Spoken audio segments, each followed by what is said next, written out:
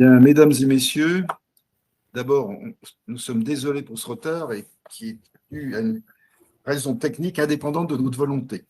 Alors d'abord, merci d'être ici pour ce webinaire RIHN 2.0, ce fameux référentiel que vous connaissez des actes innovants en nomenclature. Et aujourd'hui, c'est un webinaire avec plusieurs nouveautés.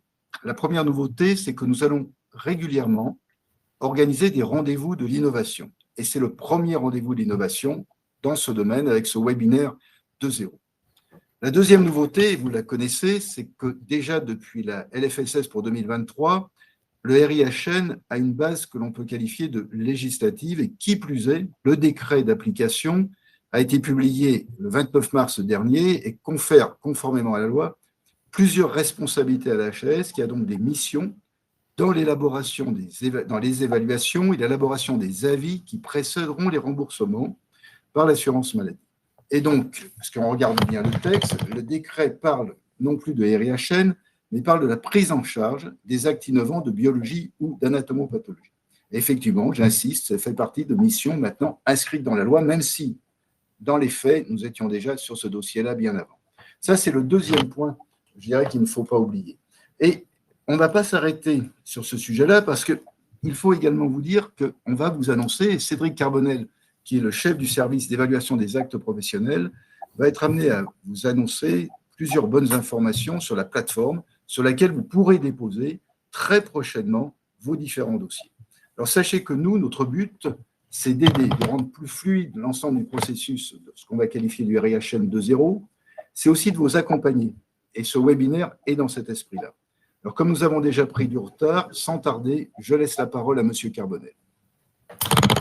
Merci beaucoup, Monsieur le Président. Bonjour à tous. C'est effectivement un immense plaisir de pouvoir être avec vous aujourd'hui pour vous présenter les évolutions majeures du RIHN 2.0 afin que ce dispositif puisse, je dirais, désormais répondre à ses promesses, c'est-à-dire d'être un système dynamique, opérationnel, de soutien à l'innovation, notamment en biologie médicale et en anatomocytopathologie. Sans plus tarder, je vous propose de passer à la présentation.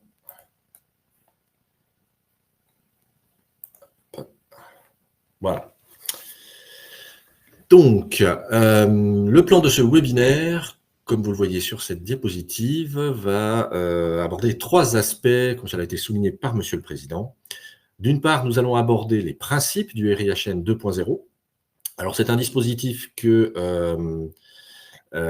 certains d'entre vous connaissent déjà, d'autres pas encore. Donc, afin de faciliter, je dirais, la compréhension sur cette évolution, nous vous proposons d'aborder d'une part ce qui n'a pas changé à la version antérieure de 2015, et d'autre part ce qui a changé dans cette nouveauté du RIHN 2.0. Nous abordons ensuite les différences qu'il y a entre le RIHN 2.0 et le forfait innovation, qui est l'autre modalité de soutien à l'innovation qui peut concerner des actes de biologie médicale et d'anatomocytopathologie. Ensuite, nous vous présenterons les modalités de dépôt de demande d'inscription au RIHN 2.0, avec notamment l'utilisation du nouveau module RIHN de la plateforme EVACT. Et enfin, nous vous présenterons les modalités d'accompagnement des porteurs de projets que nous pouvons effectivement mettre en œuvre pour vous aider à concevoir, à améliorer la qualité des dossiers, des demandes qui seront donc déposées. Et on abordera aussi les modalités de suivi de vos demandes, puisque vous pourrez désormais les suivre directement. Alors, sur les principes du RIHN 2.0, qui est donc un mécanisme de soutien à l'innovation, qu'est-ce qui n'a pas changé par rapport à la première version? Tout d'abord, je dirais l'objet du dispositif, c'est un mécanisme de prise en charge d'actes, et j'insiste bien sur ce point, d'actes innovants de biologie médicale et d'anatomocytopathologie. Ces actes, ils peuvent intégrer des dispositifs médicaux de diagnostic in vitro, des dispositifs médicaux qui peuvent être d'ailleurs numériques ou pas, qui peuvent intégrer de l'intelligence artificielle ou pas. Donc, vraiment au sens très large du terme. Mais, insistons bien sur la chose, le RIHN porte sur la prise en charge d'actes. Il ne prend pas en charge, contrairement au forfait innovation par exemple, de manière isolée, un DMDIV ou un DM. Donc très clairement, si vous êtes amené à déposer un dossier précisant par exemple l'utilisation de tel ou tel dispositif, ce n'est effectivement pas le cas dans le cadre du RIHN. Il faudra bien se focaliser sur l'acte qui est concerné, qui implique le recours à ces dispositifs. Par ailleurs, les actes sont globaux dans leur description pour être pris en considération dans le RIHN, c'est-à-dire qu'ils couvrent l'ensemble des champs préanalytiques, analytiques et post-analytiques. Donc, en gros, je dirais du prélèvement jusqu'au rendu du résultat au niveau du patient, et pas seulement la partie analytique. Le RIHN est un mécanisme de prise en charge de l'innovation qui est transitoire. Et ça, nous insistons bien sur cet aspect-là, puisque c'est ce qui avait pu poser problème précédemment. En effet, si tout va bien, la prise en charge du RIHN, elle va démarrer à partir du moment où vous aurez une décision d'inscription favorable, et elle va se poursuivre jusqu'à la décision de prise en charge pérenne par l'assurance maladie, couvrant ainsi la phase de recueil de données, la phase d'analyse et d'évaluation par la HAS après le recueil de données, j'y reviendrai, et la phase de hiérarchisation, tarification par l'assurance maladie. Ce qui fait que si tout va bien, le RIHN permet donc une continuité de prise en charge dès la décision d'inscription RIHN jusqu'à la décision pérenne de l'assurance maladie. Je précise si tout va bien, puisqu'effectivement, il y aura des cas de figure où la HAS pourra rendre des avis négatifs. Et dans ce cas-là, la prise en charge s'arrêtera à cet avis négatif. Dernier point spécifique, il est important de rappeler, parce que l'erreur a pu être commise dans le passé avec le RIHN 1.0, et cette confusion a souvent été rapportée. Le RIHN n'est pas un remboursement pérenne hospitalier. C'est bien une modalité de prise en charge transitoire d'actes de biologie médicale et d'anatomocytopathologie innovants. Le RIHN, c'est également un mécanisme de prise en charge de l'innovation qui est dérogatoire. Mais dérogatoire à quoi? Dérogatoire aux modalités de prise en charge de droit commun.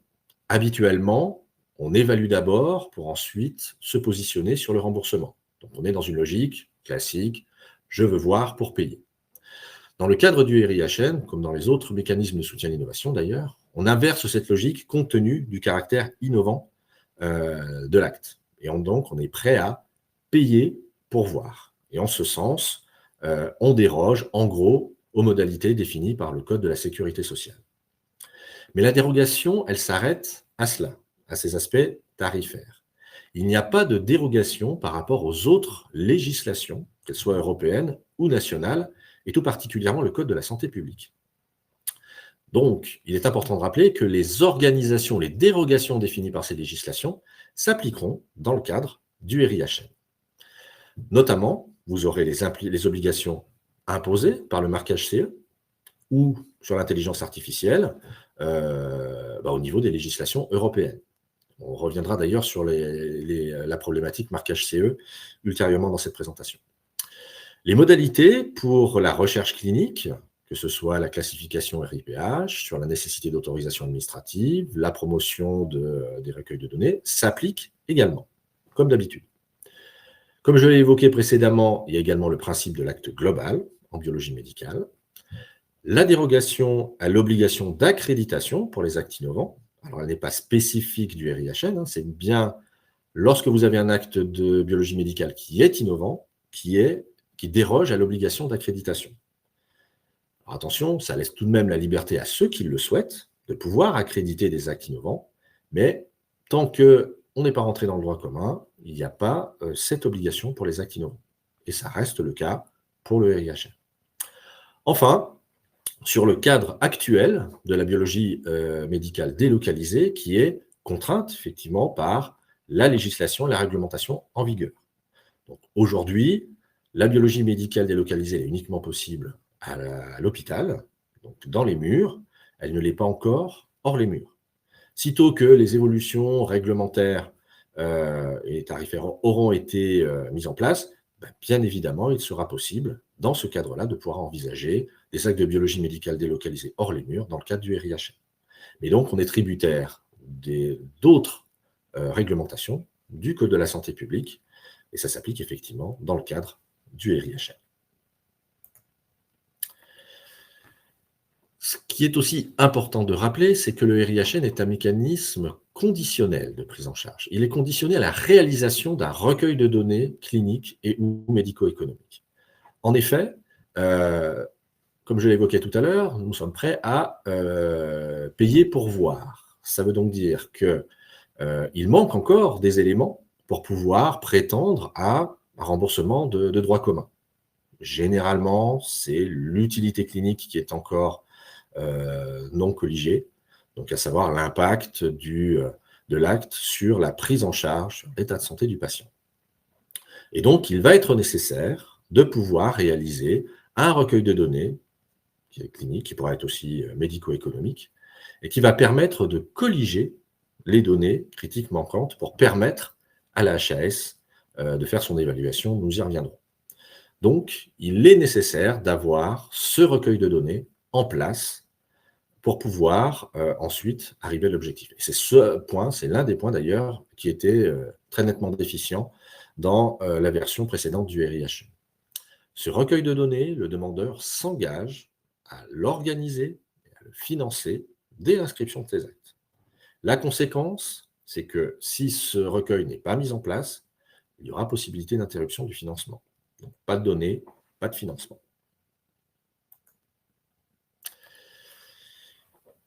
Nous parlons depuis tout à l'heure d'actes innovants de biologie médicale et d'anatomocytopathologie. Le caractère innovant, il va falloir effectivement l'apprécier.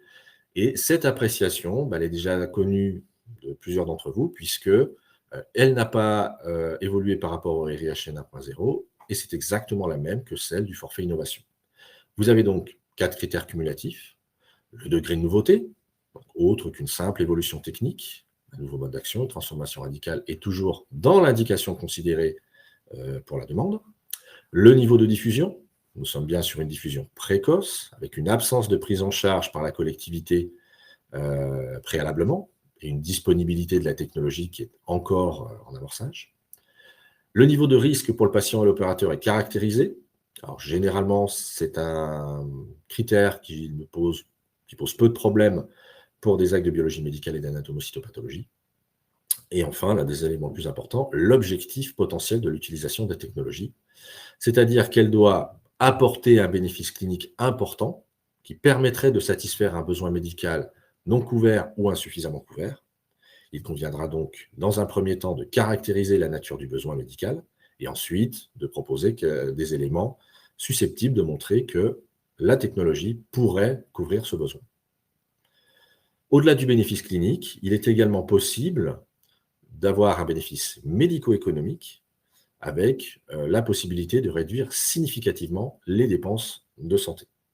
Dans ce cadre, il aura été nécessaire de démontrer au préalable que l'acte utilisé est au moins en non-infériorité clinique par rapport à la stratégie de référence.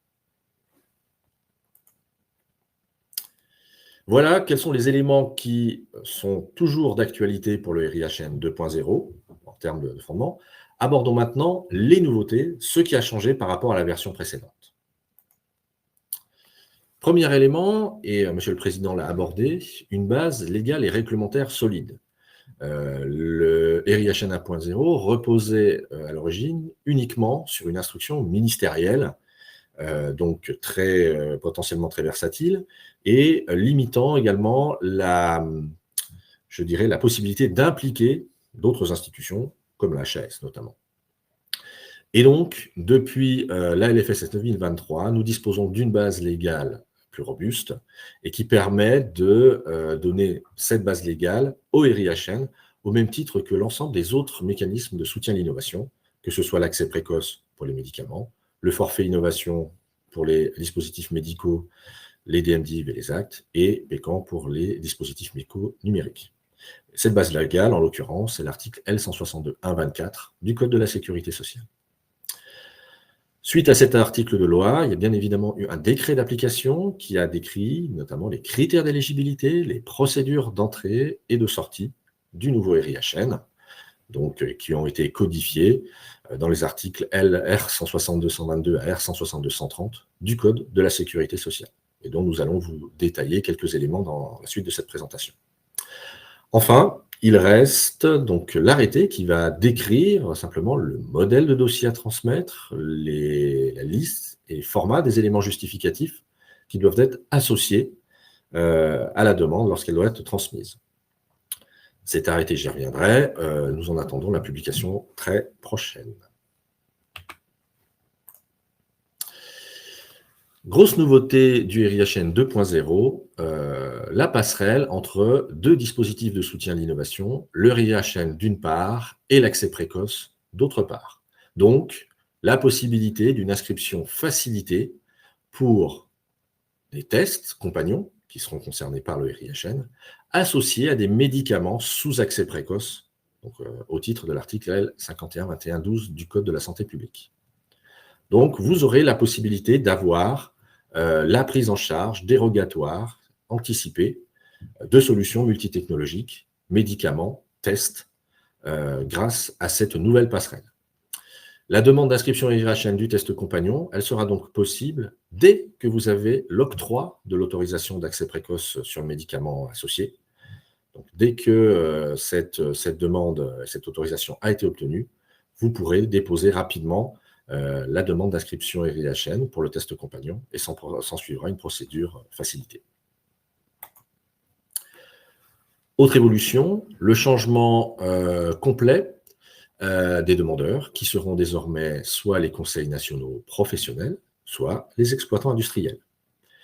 Il sera possible de concevoir, d'élaborer des demandes à plusieurs, c'est-à-dire que pour créer le dossier, vous pourrez vous mettre à plusieurs industriels si vous êtes concerné, puisque je vous rappelle qu'on parle bien d'actes et pas de DM ou DMDIV individuels.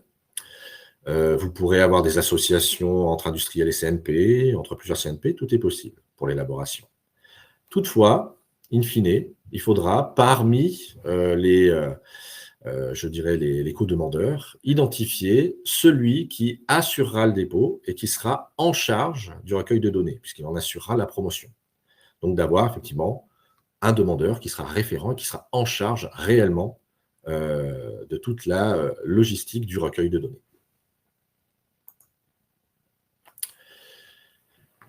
Autre nouveauté qui n'était pas, présente précédemment, désormais l'implication de la HAS en entrée et en sortie du RIHN. Effectivement, la HAS n'était pas impliquée dans la version précédente, puisque comme je vous l'ai souligné, compte tenu de la base relevant d'une simple instruction, cela n'était pas possible juridiquement. Désormais, elle sera impliquée donc dès le début de la procédure, tout de suite en entrée, en assurant les analyses de recevabilité et d'éligibilité des demandes d'inscription, en examinant et en vérifiant que les critères d'éligibilité sont bien satisfaits, et en s'assurant que le protocole du recueil de données qui est proposé est bien en adéquation avec l'objectif que j'ai évoqué précédemment.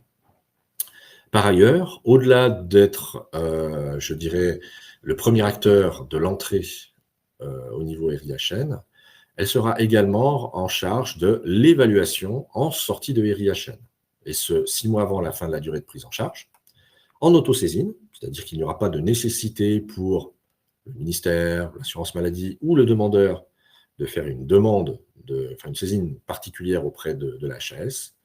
Il y aura une autosaisine directement.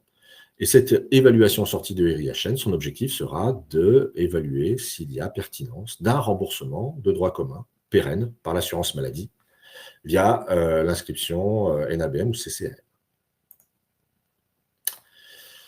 Autre évolution, désormais, un protocole de recueil de données qui sera validé par la HAS ex ante, donc avant même le démarrage du RIHN, et ce sera plus simplement un synopsis qui sera demandé. Donc le protocole complet devra être transmis lors de la demande.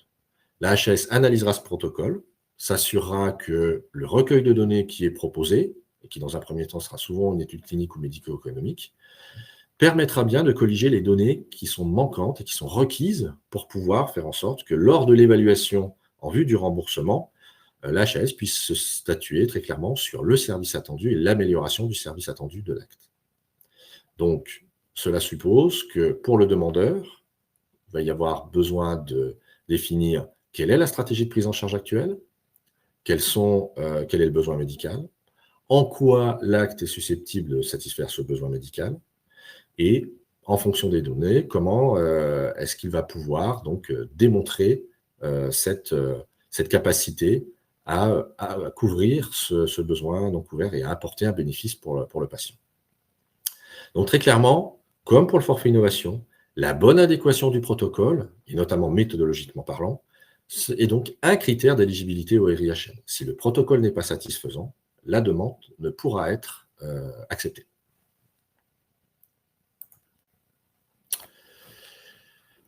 Autre amélioration par rapport à la version précédente, qui avait été donc notamment demandée par plusieurs acteurs, le fait d'avoir désormais des libellés, des indications précis pour chaque acte du RIHN. Désormais, pour chaque acte, il y aura une ou plusieurs indications qui seront précisées par la HAS sur la base des éléments qui sont transmis dans le dossier. Il n'y aura donc plus de libellés qui seront trop génériques, comme ceux qu'on a pu avoir pour les PCR multiplex ou le séquençage au débit ciblé. Et par ailleurs, pas d'absence d'indication non plus. Les indications seront clairement précisées et définies par la HAS. La précision des libellés, notamment, et de ces indications, elle permettra d'assurer une meilleure traçabilité de l'acte dans le cadre du recueil de données, mais après, et permettra aussi un meilleur respect du bon usage de l'acte dans la stratégie de prise en charge. D'ailleurs, ces libellés et indications seront précisés désormais pour chaque acte dans la liste du RIHN, dans la nouvelle version, au même titre que la durée de prise en charge, qui sera spécifique pour chaque acte, et également sera précisé le montant de la valorisation unitaire maximale de l'acte. Autre évolution, une nouvelle procédure qui sera plus rapide et qui sera désormais au fil de l'eau. Je vous rappelle que précédemment, le système RIHN fonctionnait sous le cadre de campagne annuelle. Désormais, le dossier pourra être déposé par le demandeur quand il le souhaite, dès qu'il est prêt, à n'importe quel moment de l'année, et s'en suivra ensuite la procédure d'instruction que vous avez présentée à droite, et qui se scinde, je dirais, en deux parties. La première, par la HAS, qui va être, je dirais, médico-technique, et en 90 jours, et la seconde, pour le ministère chargé de la Santé, en 60 jours, sur les aspects budgétaires et juridiques. Cette procédure, comment elle se passe? Très classiquement, vous allez avoir d'abord une phase de recevabilité du dossier, où nous allons vérifier si le dossier est complet, s'il est rempli correctement, et cette phase durera maximum 15 jours. Si le dossier se révélait incomplet ou non recevable, immédiatement une notification sera adressée au demandeur pour lui préciser quels sont les éléments manquants. Il devra ensuite les transmettre sous un délai de 15 jours. Donc, pendant ce temps-là, il y a un clock stop pour le temps d'instruction côté HAS. Et ensuite, si les données sont satisfaisantes, on aura un accusé de réception, comme quoi le dossier est complet, qui sera adressé au demandeur. Dans le cas contraire, la demande sera considérée comme non recevable et s'arrêtera là. Ensuite, pour les dossiers considérés comme recevables, la HAS aura 75 jours pour assurer l'analyse d'éligibilité de la demande. Et donc, comme je l'évoquais, vérifier si les critères d'éligibilité sont satisfaits et si le protocole est satisfaisant. Pendant cette phase-là, il sera possible d'avoir une phase d'échange avec le demandeur pour solliciter des informations complémentaires. Celui-ci disposera alors de 60 jours pour pouvoir apporter les éléments manquants et cela permettra de rallonger, au-delà du clock stop qui sera initié pour la HAS, le délai de 15 jours supplémentaires. À l'issue de ces éléments et à l'issue de ces analyses, le Collège de la Haute Autorité de Santé statuera sur l'éligibilité au RIHN de la demande, avec soit un avis positif, soit un avis négatif. S'il est positif, Le ministère chargé de la Santé s'assurera de l'évaluation du budget prévisionnel et du coût global de la prise en charge et prendra ensuite la décision d'intégrer ou pas l'acte au sein du RIHN, ce qui sera matérialisé par la publication d'un arrêté, puis également l'inscription au sein de la liste du RIHN.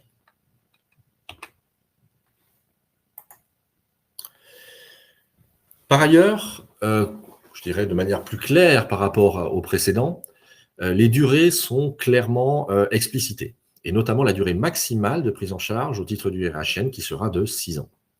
Donc, comme vous le voyez sur ce schéma, vous avez désormais la visibilité sur l'ensemble des temporalités liées à l'inscription RIHN. Donc, les 75 et 60 jours d'instruction préalable à la décision, et en cas donc, de décision favorable, la durée de prise en charge au titre de RIHN, donc 6 ans maximum, sachant que les 6 derniers mois seront mobilisés pour la HAS pour qu'elle puisse réaliser l'évaluation en vue du remboursement.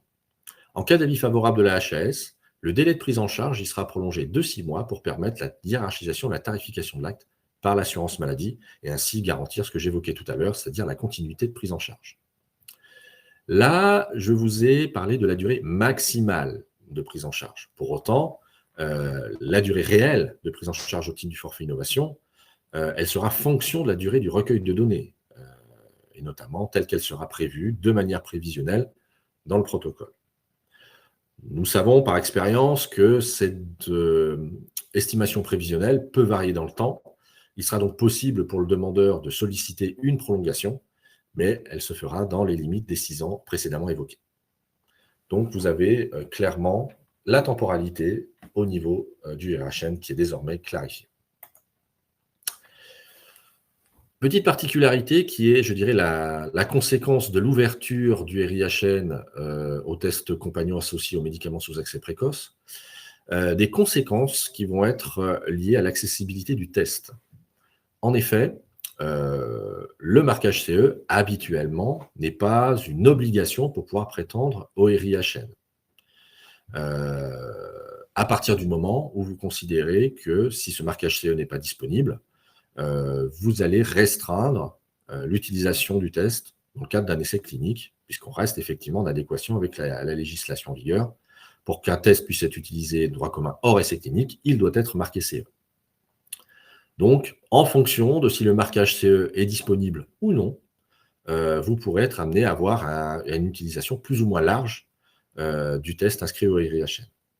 Il y a néanmoins un point particulier sur lequel on considérera que le marquage CE devra être requis, c'est effectivement pour les tests compagnons associés à un médicament, puisque l'objectif dans ce cadre-là, c'est de pouvoir permettre que le médicament soit utilisé France entière, sans restriction, et donc il ne doit pas pouvoir être restreint par une problématique d'accès au niveau du test. Et donc dans ce contexte-là, il sera nécessaire de pouvoir s'assurer que le marquage CE a bien été préalablement octroyé pour garantir ce large accès aux tests et aux médicaments. Articulation entre des actes inscrits au RIHN 1.0 et 2.0. Alors, le décret du 29 mars 2024, et notamment son article 2, prévoit la possibilité pour des actes inscrits, d'ores et déjà inscrits au RIHN actuellement, d'obtenir un maintien au RIHN selon les modalités définies par la version 2.0. Cette possibilité va notamment permettre à l'acte de ne pas être soumis à l'abattement annuel de 20% de la valorisation 2024 qui est prévu pendant 5 ans, donc au fur et à mesure. Toutefois, à partir du moment où vous envisagez de satisfaire les conditions du RIHN 2.0, ça veut dire qu'il y aura des évolutions de périmètre par rapport à la prise en charge initiale. D'une part, il faudra bien sûr s'assurer que les conditions d'accès du 2.0 seront satisfaites, et notamment l'éligibilité, le protocole. Et en cas d'avis favorable, comme nous l'avons évoqué précédemment, il y aura des conséquences pour l'acte, c'est-à-dire qu'il y aura un nouveau libellé, de nouvelles indications et une nouvelle valorisation unitaire maximale. Par contre, en cas d'avis défavorable sur votre demande d'accès au RIHN 2.0, cela se traduira par une radiation de l'acte du RIHN. Donc, clairement, une logique de quitte ou double, c'est-à-dire que vous sollicitez une inscription, un maintien. Et si la décision est négative, non seulement vous n'accéderez pas au RIHN 2.0, mais vous ne pourrez pas être maintenu au RIHN. Voilà pour les éléments qui ont qui ont permis donc d'être mis en place dans ce cadre de RIHN 2.0 et qui vont être vraiment les points qui vont permettre, nous l'espérons, de rendre ce dispositif dynamique et permettre aussi une grande réactivité. Nous avons souvent eu des questionnements de la part de différents acteurs sur les différences entre le forfait innovation et le RIHN 2.0, puisqu'il y a beaucoup de similitudes, comme vous aviez pu le voir, et voilà, quelles sont les particularités de l'un par rapport à l'autre, quel est l'intérêt de recourir à l'un plutôt qu'à l'autre. Donc nous vous proposons d'aborder précisément cet aspect-là. Alors, quels sont je dirais, les avantages et les inconvénients de chacun des approches. Alors, petit rappel quand même, les actes innovants de biologie médicale et d'anatomopsychologie sont les seules technologies de santé à pouvoir bénéficier de 2 mécanismes de soutien à l'innovation différents. Donc, vous avez du coup la possibilité d'aller sur l'un ou sur l'autre, voire de postuler à l'un, puis à l'autre. Pas en même temps, toutefois. Alors, les différences, vous allez en avoir déjà sur le périmètre du recueil de données. C'est-à-dire que, comme on l'a évoqué tout à l'heure, pour le RIHN, il sera possible d'avoir un accès France entière, comme c'était le cas précédemment, pour un test inscrit. Pour le forfait innovation, l'utilisation est impérativement restreinte à une liste de centres qui est prédéfinie, que ce soit pendant la phase d'essai clinique ou pendant toute la durée, même d'évaluation HS ou tarification. Donc, on est sur un nombre restreint. Les modalités de financement sont différentes, c'est-à-dire que pour le financement du forfait innovation, le financement il se fait à l'effecteur, dès la déclaration de l'acte par les différentes modalités de codage que j'évoquerai après, et il est hors enveloppe fermée. Concernant les tests compagnons, vous n'avez pas de passerelle entre tests compagnons et médicaments sous accès précoce en forfait innovation. C'est une spécificité du RIHN. Les technologies concernées sont différentes. Comme je l'ai évoqué précédemment, pour le RIHN, nous sommes seulement sur des actes, et uniquement les actes, alors que pour le forfait innovation, vous avez un périmètre beaucoup plus large que les actes professionnels, puisque vous avez bien sûr les dispositifs médicaux et les dispositifs médicaux de diagnostic in vitro, donc à titre individuel.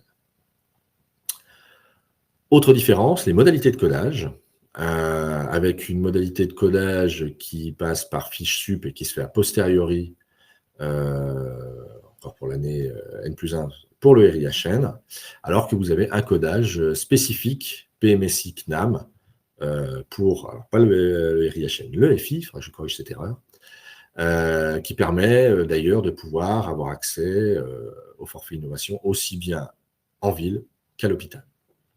Et donc très clairement, le choix de recourir à un forfait innovation ou à un RIHN 2.0, il va dépendre de la stratégie des contraintes du porteur de projet.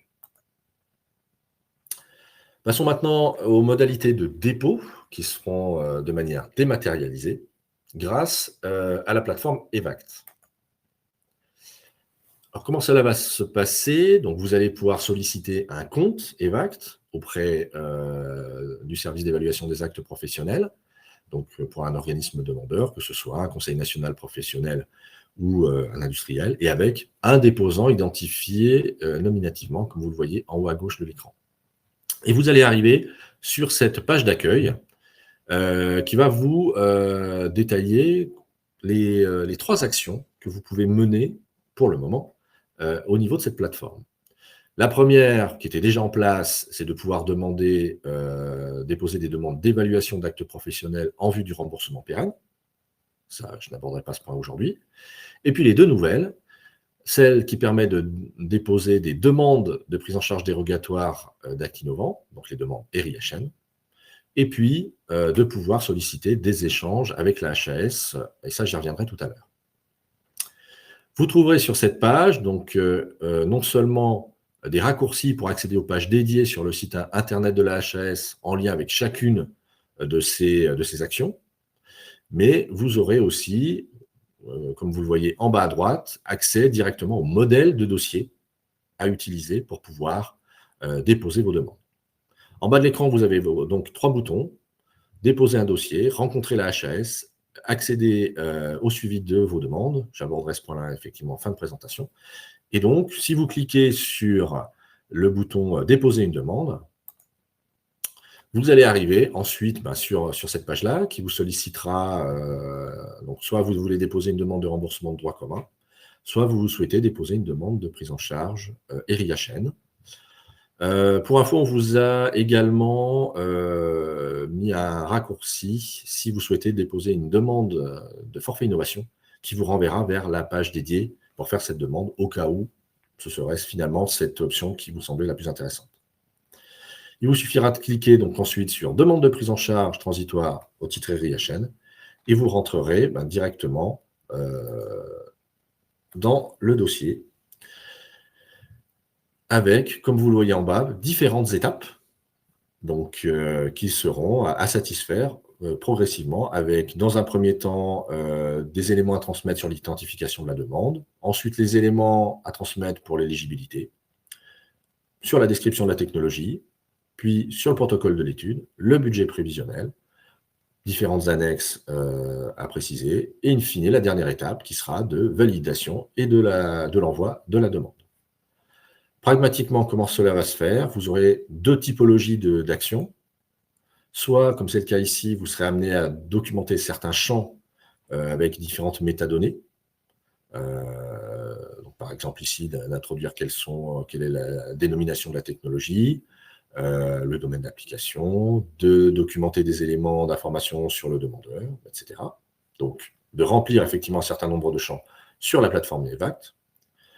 Ou alors, autre possibilité que vous voyez ici, lorsque vous serez amené à remplir des éléments plus en lien avec la description de la technologie, le protocole budget prévisionnel, il vous suffira de déposer directement le document Word ou PDF qui récapitulera les différentes parties, et ça conformément à la matrice qui vous sera transmise et qui sera accessible effectivement ou sur le site de la HAS ou sur la plateforme, comme je l'ai indiqué précédemment. Donc, en gros, seulement 2 actions qui seront à réaliser pour le dépôt, soit de compléter un certain nombre d'informations au niveau des champs, soit de télécharger, de déposer directement les documents nécessaires à l'évaluation, et ceci en fonction des différentes étapes, que ce soit donc la description de la technologie, le dépôt du protocole, du budget prévisionnel, les annexes, et permet ensuite la validation. Voilà, donc des choses assez simples. Remplissage de champs, dépôt de documents selon les formats prédéfinis. Alors, la question que vous vous posez, c'est OK, voilà, la plateforme, a priori, elle est prête. Je vous le confirme, elle est prête. Mais à quelle date est-ce qu'il sera possible de déposer? Donc, à ce jour, l'ensemble des documents, que ce soit les matrices, que ce soit les modèles, et la plateforme EVACT, sont prêts. Il ne manque aujourd'hui que la publication de l'arrêté pour la description des modèles. Cet arrêté, très clairement, il a été rédigé, il a été concerté, il est en attente de publication, et nous attendons juste d'avoir tout simplement un gouvernement pour pouvoir signer le décret, et puis l'arrêté, pardon, pour qu'il puisse être publié. Et ensuite, très clairement, il nous suffira d'ouvrir les différents éléments, donc à la fois la plateforme EVACT et le nouveau module. Et puis, en parallèle, le jour de l'ouverture du module ERIHN, on mettra également sur le site HAS, on mettra en ligne la page Internet dédiée qui précisera l'ensemble des éléments d'explication, les liens, les matrices et documents explicatifs, de façon à ce que vous ayez l'ensemble des éléments pour pouvoir faire correctement vos dépôts de demande. Donc, à ce stade, voilà, on considère qu'on devrait pouvoir avoir un dépôt, une ouverture début octobre, en première quinzaine. Voilà. On est dépendant des circonstances politiques actuelles, comme beaucoup, donc voilà ce qui explique simplement ce petit décalage, mais rassurez-vous, en dehors de ça, tout est prêt. Troisième point, donc nous vous avons présenté le ERIHN 2.0, avec ses éléments communs à la précédente version, ses évolutions. Bien évidemment, il nous paraît indispensable de pouvoir proposer un accompagnement auprès des demandeurs qui souhaiteraient déposer des demandes de RIHN. Et cet accompagnement, il va se faire selon quatre modalités. La première, qui se fait au fil de l'eau, c'est la publication progressivement de différents guides méthodologiques par la Haute Autorité de Santé pour aider les demandeurs à préparer notamment leur développement clinique, à voir qu'est-ce qu'on peut prendre en considération comme critères, quels sont les éléments qui sont attendus. Donc, vous en avez déjà qui sont publiés, d'autres arriveront encore. Donc, petit à petit, la publication de guides méthodologiques qui pourront faciliter, je dirais, l'élaboration des dossiers. Deuxième chose, les différentes typologies, modalités d'accompagnement des porteurs de projets avec, en fonction de la question posée et en fonction de leur temporalité dans le développement de la technologie, différents types de rencontres qui sont proposées. Alors, si on part, je dirais, du plus amont, lorsque vous souhaitez simplement présenter votre technologie à la HAS, que vous voulez connaître quelles sont nos exigences, est-ce qu'on est sur un stade suffisamment mature pour du remboursement ou au contraire, est-ce que ce serait plutôt du RIHN? Vous n'êtes pas complètement à l'aise pour savoir est-ce que c'est vraiment un acte ou pas. Vous pouvez venir nous rencontrer dans le cadre des rencontres d'orientation stratégique. Plus en aval, là vous êtes vraiment sur le stade d'élaboration des essais cliniques, en vue notamment de démontrer la validité ou de préparer l'essai qui sera nécessaire au forfait innovation ou au RIHN. Vous pouvez venir nous rencontrer.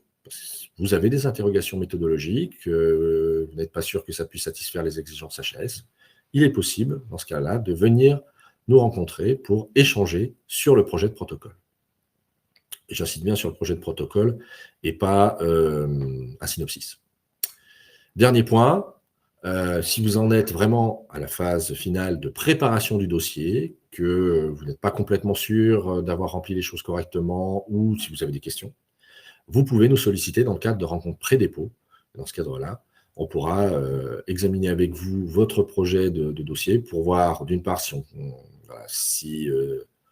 on est bien sur quelque chose qui est en adéquation avec votre demande. Est-ce que c'est bien suffisamment clair pour soit un remboursement pérenne, soit pour un RIHN 2.0? Et est-ce qu'éventuellement, on a identifié des points bloquants qui seraient impératifs à modifier dans le cadre de votre dépôt?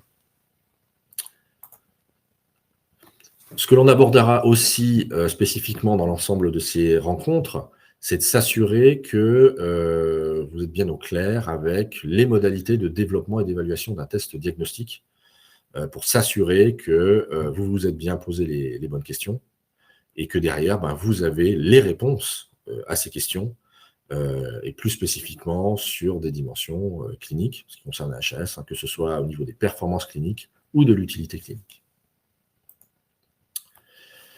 Alors, ces rencontres, elles vont se faire sur la base de documents que vous serez amené à nous transmettre au préalable. Donc, il y aura bien sûr un petit formulaire à chaque fois à remplir pour présenter la technologie et pourquoi vous voulez nous rencontrer. Mais il faudra joindre effectivement un certain nombre de pièces. Alors, sur les rencontres d'orientation stratégique, habituellement, ça se fait simplement sur la base d'un PowerPoint pour lequel vous nous présentez en gros le principe, le besoin médical, le niveau de maturité de la technologie, les questions que vous vous posez. Sur les rencontres précoces, ça sera sur la base du protocole quasi final, donc, comme je le disais, pas de synopsis, avec la liste de questions précises que vous vous posez. Ces rencontres précoces sont également possibles au niveau européen. Et enfin, sur les rencontres pré-dépôt, ça se fera sur la base du projet de dossier de demande, de façon à ce que l'on puisse nous assurer que tout est OK ou d'identifier quels sont les points qui posent problème.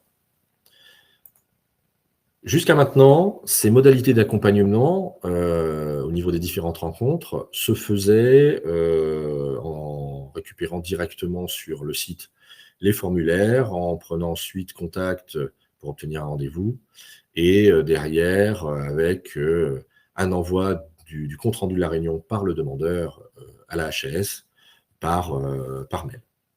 Nous avons donc souhaité que désormais ces modalités d'accompagnement puissent se faire également directement via la plateforme Event. Et donc, comme je l'évoquais tout à l'heure, toujours quand vous êtes sur la page d'accueil, vous aurez la possibilité, en cliquant sur le bouton le plus à droite, donc rencontrer la HAS, de pouvoir échanger avec nous et de pouvoir choisir ensuite quelle est la modalité de rencontre qui vous intéresse. Est-ce que c'est une rencontre d'orientation stratégique, une rencontre précoce ou un rendez-vous pré-dépôt? Si vous cliquez sur les boutons, ensuite, ça vous permettra, par exemple, sur la demande de rencontre d'orientation stratégique, de télécharger le formulaire que j'évoquais, de renseigner la demande, et après l'échange, de déposer directement le compte-rendu sur la plateforme. La logique sera la même pour la rencontre précoce, et de même pour la rencontre pré-dépôt, avec le formulaire et le renseignement de la demande, sachant qu'on dispose déjà de certains éléments par rapport à elle, sur votre dossier. Enfin, dernière fonctionnalité qui vient d'être, je dirais, étendue au niveau des VACT, vous aurez la possibilité de suivre l'intégralité de vos demandes auprès de la HAS portant sur les actes professionnels dans le cadre des VACT. Puisque, effectivement, si vous cliquez tout en bas de l'écran sur « Accéder au suivi de vos demandes », vous arriverez sur cet écran qui vous permettra de suivre les demandes de remboursement de droit commun, donc en vue d'une inscription nomenclature que vous avez déposées, les demandes de prise en charge dérogatoire et transitoire, donc si vous avez des demandes d'ORIHN, ou en bas de l'écran, de suivre les échanges que vous avez avec la HAS.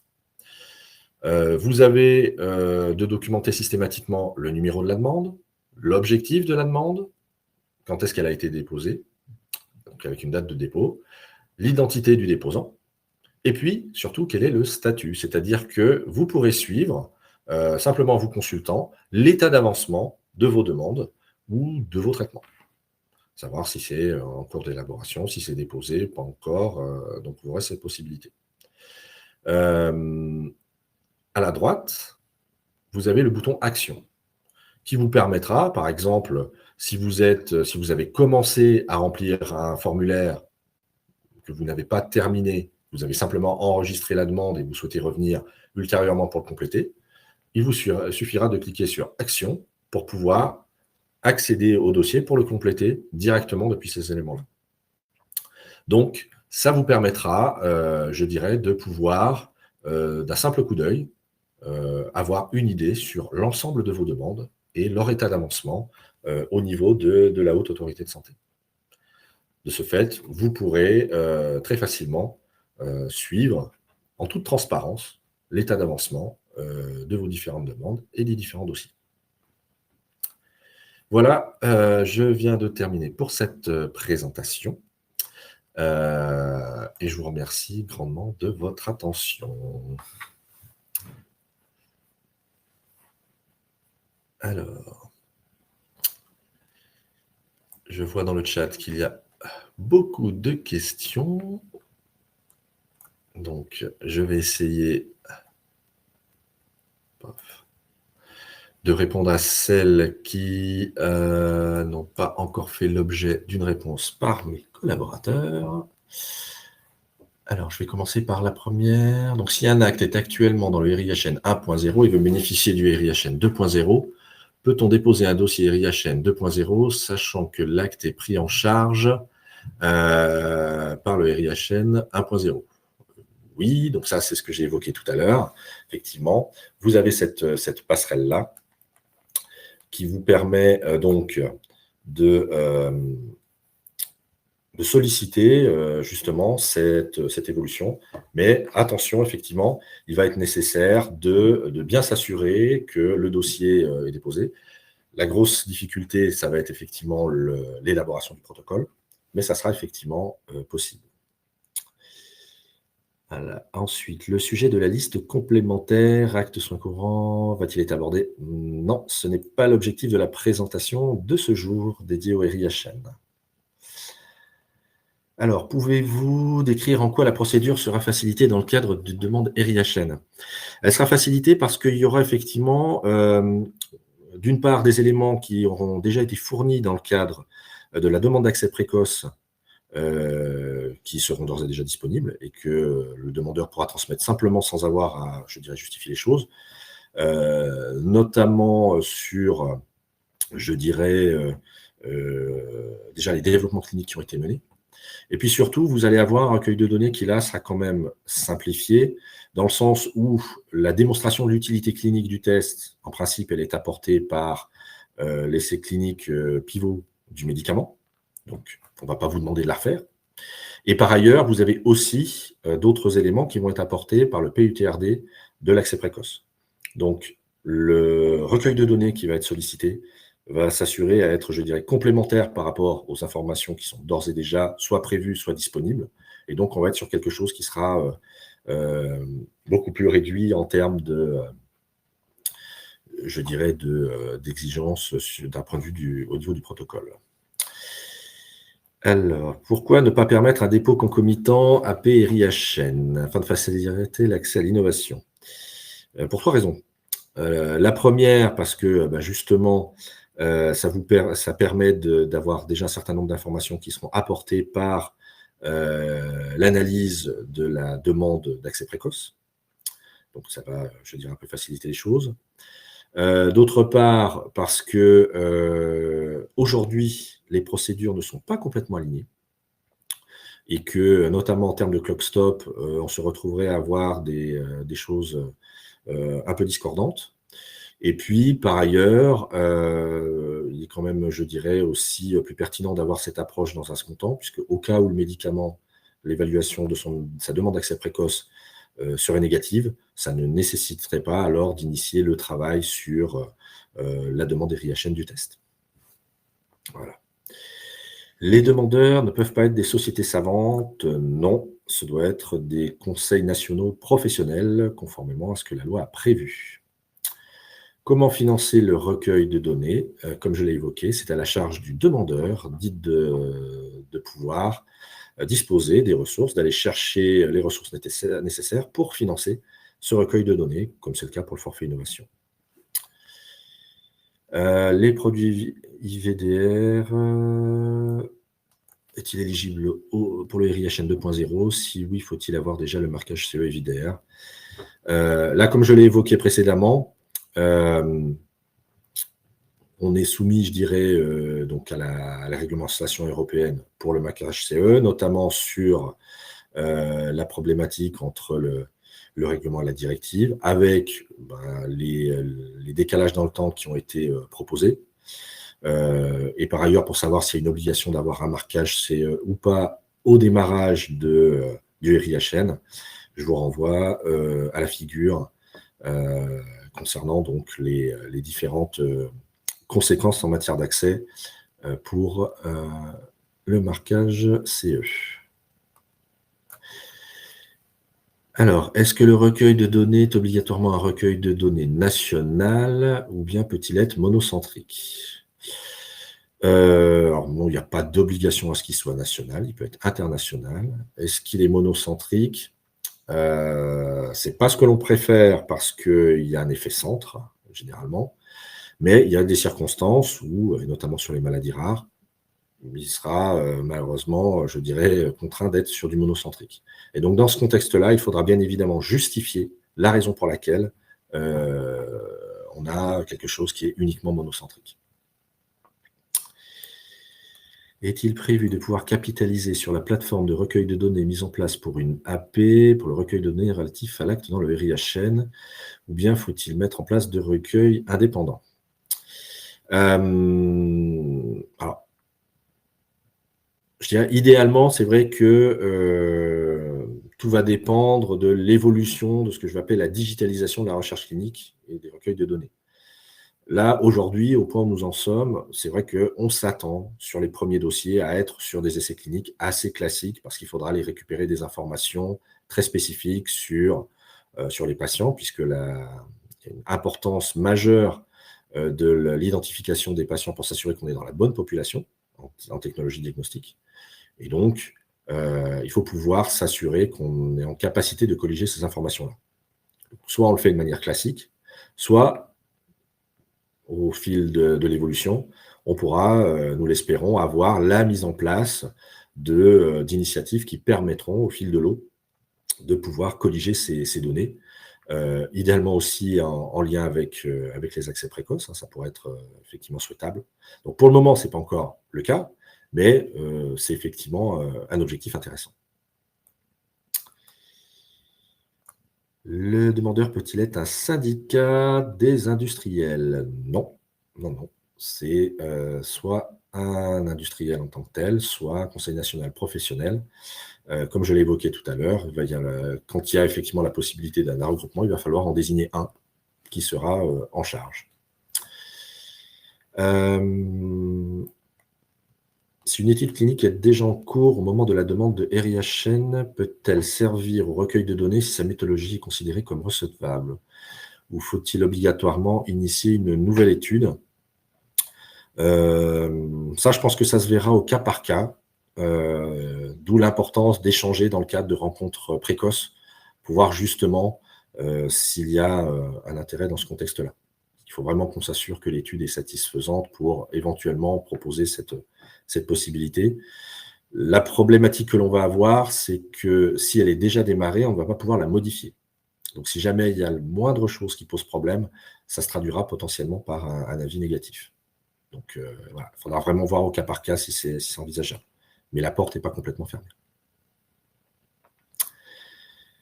Les examens réalisés dans le cadre d'une hospitalisation sont compris dans le forfait hospitalier. Si l'examen innovant passe à l'ANABM, il ne sera donc plus remboursé au laboratoire qui le réalisera.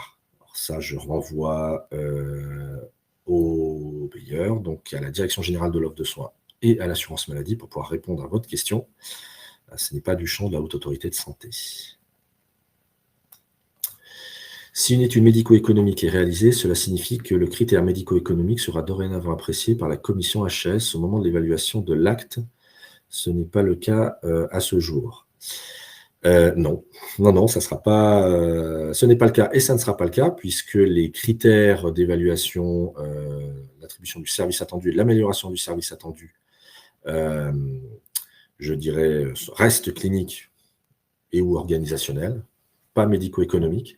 Par contre, ce sont des éléments qui pourront être pris en considération en aval par l'assurance maladie. Alors, afin de prévenir cette décote, à partir de quand peut-on déposer des données pour maintenir l'acte dans le RIHN 2.0? Dès que la plateforme sera accessible et dès que vous avez un protocole, un dossier qui sera satisfaisant. L'acte est-il radié automatiquement passé le délai de 6 ans? Le demandeur est-il notifié? Normalement, oui, puisque c'est la loi qui prévoit explicitement qu'au bout de 6 mois, au bout de 6 ans, c'est prévu. Est-ce que le demandeur est notifié? Il faudra poser la question au ministère de la Santé. Comment éviter cette décote? On pourra déposer des données avant 2025. Ça va dépendre, je dirais, de ce que vous entendez par déposer des données. Est-ce que c'est déposer une demande de RIHN? Dans ce cas-là, ça peut être jouable, mais ça va être assez chaud vu que nous sommes déjà en octobre. Si c'est pour faire une demande d'évaluation d'acte en vue du remboursement, là, pour le coup, non, ça ne sera pas possible puisque la clôture de la campagne s'est faite mi-septembre pour du remboursement de droit commun. Comment savoir qui est responsable d'un acte RIHN 1.0 et pourrait s'en occuper pour le maintien en RIHN 2.0? Alors là, de toute façon, vous allez avoir un changement de responsable, puisque dans le RIHN 1.0, les responsables étaient des établissements de santé avec des personnes contacts. Ça, c'est la Direction générale de l'offre de soins qui a cette information. Pour s'occuper du RIHN 2.0, là, il faut un CNP ou un industriel. Donc là, il va y avoir effectivement un switch à faire. Avez-vous bien évalué l'impact financier de la décote systématique annuelle du RIHN pour les finances des CHU? Là encore, ce n'est pas une question pour la Haute Autorité de Santé. Je renvoie effectivement à la Direction générale de l'offre de soins. Qu'en est-il si avis favorable de la HAS et non accord de la CHAB, avec actuellement la voix prépondérante du secteur privé? Là, c'est... Je rappelle que la Haute Autorité de Santé elle est consultative et que celle qui décide in fine, c'est l'assurance maladie. Donc, c'est elle qui décide à la fin. Y a-t-il une limite du nombre de centres critiques participant à l'étude? Seuls les CHU sont éligibles? Non, il n'y a pas de limite particulière. Alors, c'est plus une question de faisabilité de l'étude, parce que plus vous avez de centres, plus c'est compliqué à gérer et à organiser. Alors non, il n'y a pas que les CHU qui sont éligibles. Vous pouvez appliquer d'autres établissements. Est-il envisagé de coder RIHN via fiche comp et plus via fiche sup pour un meilleur suivi de santé publique et budgétaire? Là également, question à poser à la Direction générale de l'offre de soins et la ETIH. En ce qui nous concerne côté HS, nous y sommes évidemment favorables. Dans le cadre d'un test compagnon associé à un médicament en AP, le délai de la procédure sera-t-il accéléré ou est-on sur les 90 jours plus 60 jours?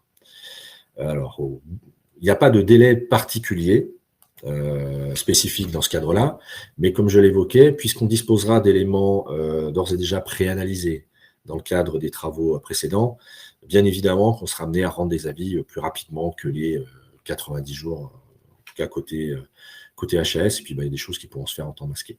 Donc facialement, il n'y a pas de délai différencié, mais ça ira effectivement plus vite. Avez-vous prévu d'intégrer les données RIHN 2.0 en lien avec les données SNDS afin de permettre également d'intégrer ces données à l'évaluation HAS pour les soumettre?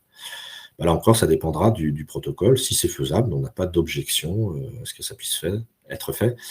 Par contre, très clairement, nous n'avons pas, nous, de passe-droit ou autre pour faciliter la question de l'accès aux données SNDS, soyons clairs. Pourquoi ce ne sont pas les industriels qui financent les tests compagnons des médicaments en accès précoce tant que le dit médicament n'a pas l'AMM? Écoutez, ils ont la possibilité de le faire.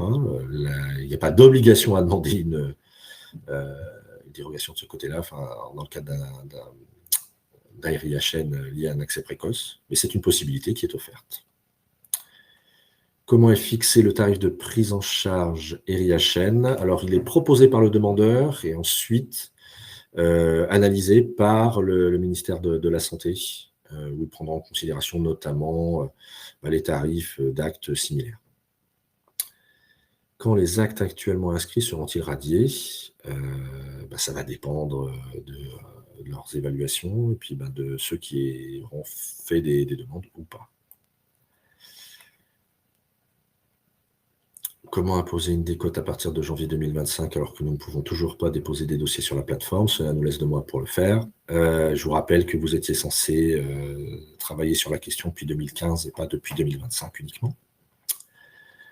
Un acte égale une analyse égale un dossier égale un prix final. Un dossier peut-il inclure un ensemble d'analyses bio mises en œuvre dans un contexte diagnostique ou pronostic donné, et donc plusieurs prix? Là, il faudra voir là encore, dans le cas d'un échange préalable, pour voir ce qui est possible. Là encore, il n'y a pas de porte fermée, il faudra voir un peu comment ça peut se mettre en place. Alors, dans quel cadre réglementaire se fera le recueil de données? Quel type de dossier faudra-t-il déposer? Vraisemblablement, pour la plupart des cas, ça reste de la recherche clinique, donc avec les autorisations administratives nécessaires. Combien d'instructions de dossiers HS sera-t-elle en mesure de mener par an? C'est une bonne question. On est plutôt dans une logique de voir combien de dossiers vont commencer à être déposés pour pouvoir solliciter, le cas échéant, des ressources supplémentaires. On va déjà être en capacité de pouvoir quand même traiter les premières demandes qui seront adressées, soit dès fin 2024, soit courant 2025. Mais on a sollicité des postes supplémentaires pour cette nouvelle mission confiée à la HS. Quid de la limitation à 3 dossiers par an et par CNP? Alors ça, c'est pour les demandes d'évaluation de droit commun, donc ce n'est pas l'objet de l'échange aujourd'hui, même remarque pour la liste complémentaire. Les rencontres précoces seront-elles confidentielles ou les recommandations éventuellement données par la HS pourront-elles être considérées comme officielles? Alors oui, c'est vrai que je n'ai pas précisé ce point-là. Ces rencontres, elles sont effectivement confidentielles, elles sont non liantes entre les deux parties et elles sont gratuites.